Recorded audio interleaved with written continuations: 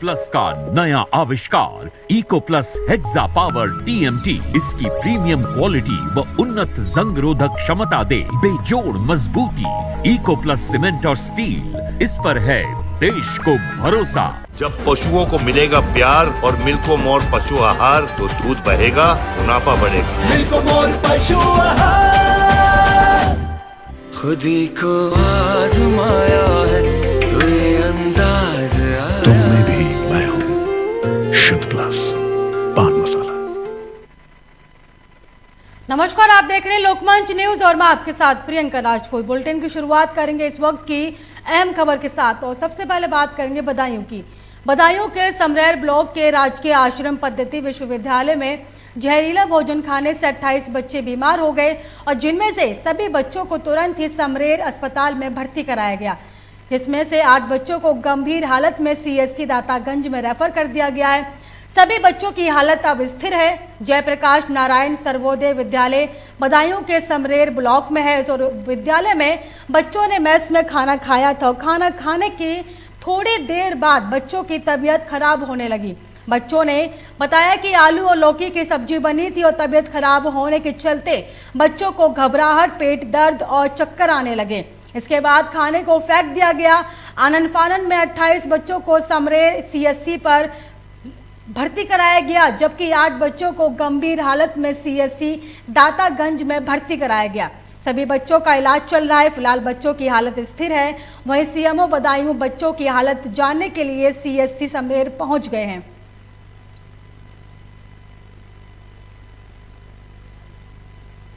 हम लोग खाना खाने गए थे तो सब्जी लोगों ने खा के देखी थी तो ये लोग बता कर भी तो सर मैंने भी खा के देखी थी 1 चम्मच चावल से, तो सर हमें भी लगी तो हम वो डाला। अच्छा। सर फिर हमें आधे घंटे बाद हम टहलते रहे थोड़ी देर फील्ड में, फिर हमें सर चक्कर आने लगे। अच्छा। फिर हम रूम में गए थे तो सर बच्चों को पलटियाँ होने लगी थी और बच्चों को तो ऐसे ही सबकी तबीयत खराब होने लगी। रुक करेंगे बांदा का। बांदा में मानक विहीन मिट्टी खनन में तालाब का रूप लिए खेत में 2 बच्चों की डूबने से मौत हो गई। भैंसों को नहलाते समय पानी में 2 किशोर डूबे। गोताखोरों की मदद से शवों को निकाला गया। घटनास्थल पर CO सिटी सहित पुलिस बल मौजूद रहा। बुंदेलखंड एक्सप्रेसवे के लिए खेत से मिट्टी निकाली गई थी। लगभग 30 फुट गहरे पानी में डूबने से बच्चों की मौत हुई। जिला अस्पताल में दोनों बच्चों को लाया गया, जहां डॉक्टर ने देखते ही मृत घोषित कर दिया। घटना की जानकारी पर जल शक्ति राज्य मंत्री रामकेश निषाद अस्पताल पहुंचे और पीड़ित परिवार को 4-4 लाख रुपए का मुआवजा देने के लिए बात कही। घटना बांदा के कोतवाली देहात क्षेत्र गुरह गांव के राम गुलाम के पूर्वा की है। इस खबर पर तमाम जानकारी के साथ हमारे संवाददाता साकेत फोन लाइन पर जुड़े हैं। साकेत, 2 बच्चों की डूबने से मौत हो गई, क्या पूरी खबर है? जी प्रियंका, मैं बता दूं कि कोतवाली देहात जनपद की कोतवाली देहात क्षेत्र अंतर्गत गुरेह के राम गुलाम पुरवा की घटना है, जहां गुरेह के ही रहने वाले 2 मासूम, जो कि एक का नाम धीरू यादव उम्र 8 वर्ष है, दूसरा है मुन्नू यादव जो उम्र 14 वर्ष बताई जा रही है। ये अपनी भैंसों को लेकर के नहलाने के लिए गए थे। हालांकि भैंस पर बैठे थे, जैसा कि CO सिटी RK सिंह के द्वारा घटना स्थल पर जाकर के बताया गया है। वहीं बताया गया है संबंधित विषय की जानकारी तब हुई जब पुलिस को इस संबंध की जानकारी दी गई कि बच्चे नहीं मिल रहे हैं। कारण यह है कि मानक विहीन मिट्टी खनन में तालाब का रूप लिए खेत में 2 बच्चों की डूबने की मौत हुई है, जो कि बुंदेलखंड एक्सप्रेस वे के लिए मिट्टी निकाली जा रही थी। और जो खेत मालिक हैं, जो किसान है, ये मिट्टी को इतनी बेच दी है कि लगभग 30 से 40 फुट वो गहरा है, उसमें गड्ढा हो गया और पानी भरा हुआ था, जहां की भैंसों को ले जाकर के बच्चे नहलाने की कोशिश कर रहे थे और नहा रहे थे। इसी बीच में गहरे पानी में जाने की वजह से दोनों बच्चे डूब गए हैं, जिनकी दर्दनाक मौत हुई है। हालांकि घटना की जानकारी पर गोताखोरों की मदद से CO सिटी एवं पुलिस कोतवाली देहात की पुलिस के द्वारा कड़ी मशक्कत के बाद दोनों शवों को निकाला गया। इसके बाद तत्परता से जिला अस्पताल बांदा ले जाया गया, जहां डॉक्टर ने देखते ही मृत घोषित कर दिया। वहीं दूसरी तरफ परिवार के लोगों का रो के बुरा हाल है। बताया जा रहा है कि ये भीभत्स तरीके की घटना है, जिसमें 2 मासूमों की जो है मौत हुई। हालांकि संबंधित घटना की जानकारी होने के उपरांत तत्काल जो उत्तर प्रदेश के जल शक्ति राज्य मंत्री हैं रामकेश निषाद और बांदा टेनवारी विधानसभा के विधायक हैं, वो तत्परता दिखाते हुए जिला अधिकारी के साथ जिला अस्पताल पहुंचे हैं और पीड़ित परिवार को 4-4 लाख रुपए का मुआवजा देने की बात कही है। जी साकेत, सवाल यहाँ पर यह है कि जिन 2 बच्चों की जान चली गई, आखिर उसका जिम्मेदार कौन है? क्योंकि एक परिवार ने अपना चिराग खो दिया है।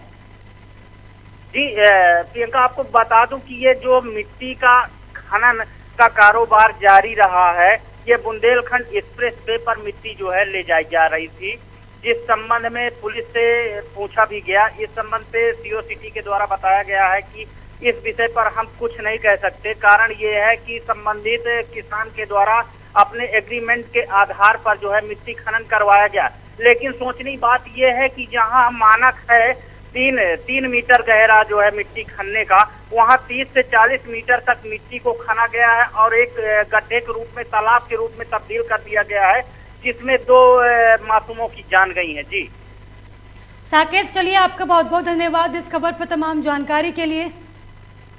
ये तालाबों में आकस्मिक घटना हुई है, निश्चित रूप से घटना उनके परिजनों से मिलकर के इस घटना की करते हुए डीएम साहब, जिलाधिकारी महोदय बांदा साथ में थे। हमने तुरंत ही उनके परिजनों को जो भी सरकारी सहायता है उसको उपलब्ध कराने के लिए 4-4 लाख रुपये दोनों परिवारों को देने की घोषणा की गई है और ये जल्दी ही उनके परिजनों को उपलब्ध करा दिया। आज यहाँ ग्राम गुरेह के राम गुलाम का पूर्वा में ये मिट्टी निकालने से करीब 20 फीट गहरा गड्ढा हो गया है, जिसमें भैंसों को नहलाने के लिए गांव के 2 बच्चे आए थे और भैंस पर सवार होकर के वो नहा रहे थे, जहां फिसलने से वो गहरे पानी में चले गए और उनकी मृत्यु हो गई। बड़ी खबर आपको बरेली से बता रहे, पूर्व मंत्री और समाजवादी पार्टी के नवनिर्वाचित विधायक शहजील इस्लाम के बोल बिगड़े हैं। शहजील इस्लाम ने कहा, अगर उनके मुंह से आवाज निकली तो हमारी बंदूकों से धुआं नहीं बल्कि गोलियां निकलेंगी। वो दिन चले गए जब सदन में उनकी तानाशाही चलती थी।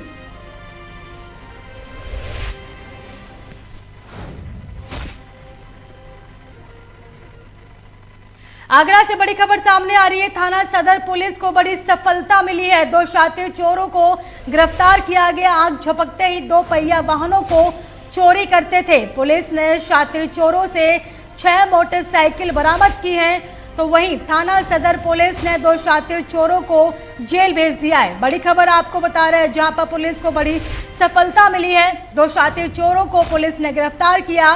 बताया जा रहा है कि आग झपकते ही 2 पहिया वाहनों की चोरी करते थे। पुलिस ने शातिर चोरों से 6 मोटरसाइकिल बरामद की हैं और वहीं पर थाना सदर पुलिस ने शातिर चोरों को गिरफ्तार कर जेल भेज दिया है।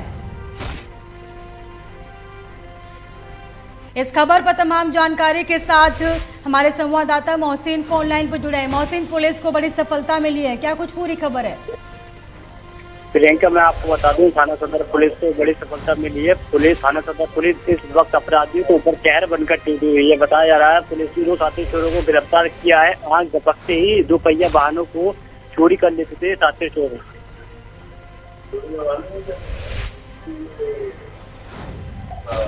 हेलो,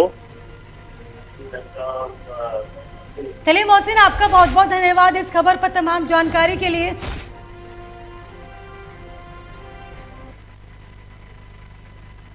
गाजियाबाद में आईपीएस एम मनीराज को अस्थायी तौर पर गाजियाबाद जिले के एसएसपी के तौर पर तैनाती की गई और इससे पहले यहां नियुक्त किए गए डीआईजी एलआर कुमार के छुट्टी होने पर चलते उन्होंने ज्वाइन किया था और जिले में आमद करने के बाद आईजी जॉन प्रवीण कुमार ने एसएसपी गाजियाबाद बनाए गए हैं और आईपीएस मुनीराज और पुलिस दफ्तर और थानों के दफ्तरों से जुड़े पुलिस कर्मियों के साथ मीटिंग ली गई।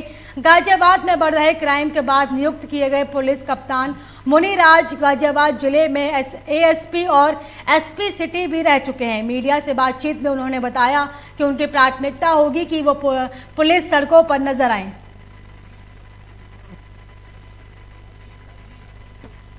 इस खबर पर तमाम जानकारी के साथ हमारे संवाददाता अजीत रावत फोन लाइन पर जुड़े हुए हैं। अजीत, गाजियाबाद जिले के एएसपी के तौर पर तैनाती की गई है, क्या कुछ पूरी खबर है?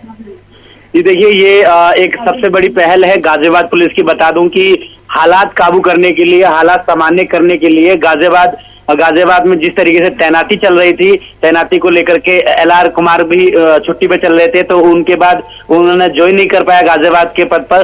तो यहाँ पर देखते इन सब भी बातों को देखते हुए DIG के पद पर फिलहाल वो थे, पदभार थे, जिन्होंने ज्वाइन नहीं कर पाया। उसके बाद गाजियाबाद में आज IG साहब के रहते हुए उनकी मीटिंग ली गई। मुनिराज जी हैं, उन्होंने आज अपना पदभार ग्रहण किया है SSP गाजियाबाद के रूप में, और उन्होंने कहा है कि यहाँ की जो मॉनिटरिंग है वो की जाएगी और पूरी तरीके से निरीक्षण किया जाएगा। यहाँ का जो माहौल है वो समझने की कोशिश किया जाएगा। उसके बाद जिस तरीके से अपराध कर रहे बदमाशों के खिलाफ जो मुहिम है वो गाजियाबाद पुलिस सख्ती से निपटेगी। और बता दें कि काबू पाने के लिए उन्होंने जल्द ये फैसला लिया है कि जल्द जो माहौल बना हुआ है गाजियाबाद में वो सामान्य किया जाएगा। तो इस पे गाजियाबाद पुलिस जो है वो काम करेगी। तो इन्हीं सब बातों को लेकर के गाजियाबाद में आज मीटिंग हुई है, जिसमें सभी अधिकारी गाजियाबाद के पुलिस विभाग के मौजूद थे। उन्होंने साफ कर दिया है कि आने वाले समय में गाजियाबाद अपराध मुक्त दिखाई देगा। जी चलिए अजीत, आपका बहुत बहुत धन्यवाद इस खबर पर तमाम जानकारी के लिए। फिलहाल मुझे दीजिए इजाजत और देखते रहिए लोकमंच न्यूज।